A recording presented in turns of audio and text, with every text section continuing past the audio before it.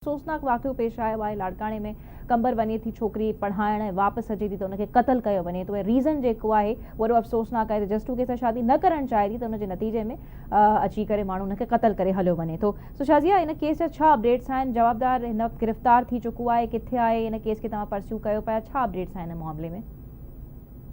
जी लैला, पहिरीं त तव्हांजी वॾी महिरबानी, तव्हां हिन अहम इशू ते कम से कम ॻाल्हायो त आहे। ॾिसो, असां वटि जेका अपडेट इहो आहे त अञा ताईं असांजी नॉलेज में न आयो त उहो जेको आहे मर्डर आहे उनखे अञा ताईं अरेस्ट न कयो वियो आहे। अच्छा। ऐं जेकॾहिं कयो वियो आहे त या त उनजी गिरफ़्तारी ज़ाहिर कोन कई वई आहे, पर असांजे नॉलेज में त अञा उनखे अरेस्ट न कयो वियो आहे। ऐं हीउ एॾो हिकिड़ो ॾिसो, अञा साल ई मुश्किल थियो हूंदो, तव्हांखे यादि हूंदो हैदराबाद में अहिड़ो वाक़ियो थी चुको आहे जंहिंमें हिकिड़े वकील औरत खे मारियो वियो हो, त उनजो बि इहे मसइलो हुन शादी खां इनकार करे छॾियो हो।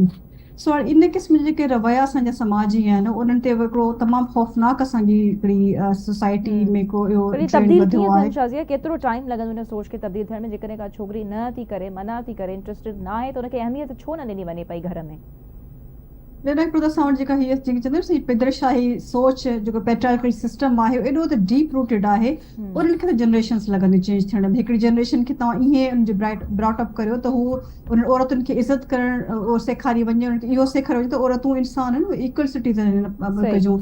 ऐं ॿियो उनखे उहो जेको माइंड सेट चेंज थींदो आहे उन में त असांखे ख़बर आहे त जनरेशन्स लॻी सघनि थियूं, पर जेको असांजो कानून आहे उहो कानून त बर वक़्तु उनजे जेको हिकिड़ो तव्हांजो शहरी हिकिड़ी औरत क़त्ल थी वई आहे उन ते छो न फौरी तौर ते इन क़िस्म जो अमल कयो वियो आहे, छो न उनखे गिरफ़्तार करण जी कोशिशि कई वई आहे। ऐं ॿियो ॾिसो, तव्हांखे यादि हूंदो वकीलनि जो कुझु वक़्तु पहिरीं हिकिड़ो थियो हैदराबाद में, जंहिंमें पूरी वकील बिरादरी ॿाहिरि निकिरी आई हुई ऐं टोल प्लाज़ा खे बंदि कयो वियो। छा हिकिड़ी असांजी उस्ताद बिरादरी हिकिड़ी उन्हनि जी पंहिंजी हिकिड़ी कोलीग खे मर्डर कयो वियो आहे ॾींहं ॾिठे जो, छा उहे ॿाहिरि निकिता? छा उन्हनि प्रेशर बिल्ड कयो पुलिस ते, अथॉरिटीज़ ते, त उन तरीक़े सां उनजो जेको हिकिड़ो मोमेंटम बिल्ड थींदो आहे हिकिड़े कंहिं बि इन ॾुखंदड़ वाक़े जे, उहो असांखे किथे नज़र न आयो आहे। उनजो मतिलबु इहो आहे असां वटि औरत जी ज़िंदगी जी का बि हैसियत या इज़त न आहे, का वैल्यू न आहे। उहा मरी थी वञे त उहो हिकिड़ो वाक़ियो हूंदो जेको रिपोर्ट थींदो अख़बारुनि में, कुझु सोशल मीडिया में। बिल्कुलु तव्हां सही था चओ। आम ॻाल्हि वांगुरु हिते ॻाल्हि थी वई, अख़बार में अची वियो, and that's it, then nobody cares about the woman जंहिंजी ज़िंदगी विञाइजी चुकी आहे। असां सभिनी खे न त मिली करे आई थिंक कमु करणो पवंदो। बिल्कुलु, इहो सिर्फ़ु हिकिड़ी ॾिसो, फैमिली किथे किथे ईअं थींदो त फैमिली पाण इन्वॉल्व हूंदी आहे मर्डर जे। जेके शदाद कोर्ट में ॿ वाक़िया अहिड़ा थिया आहिनि जंहिंमें फैमिली पाण उन न्याणी खे मर्डर करे छॾियो आहे। हुन खां पोइ न का FIR दर्ज थी सघे त असांजो को एक्सेस न हूंदो आहे त असां मालूमात हथु करे सघूं त छा थियो आहे। ऐं नई पुलिस इंट्रस्टेड हूंदी आहे, पुलिस बल्कि इहो चाहींदी आहे त इहो मामिलो दॿियल रहे, हिनखे ईअं फारगो करे छॾिजे त जीअं असांजी का रिस्पॉन्सिबिलिटी न वधे।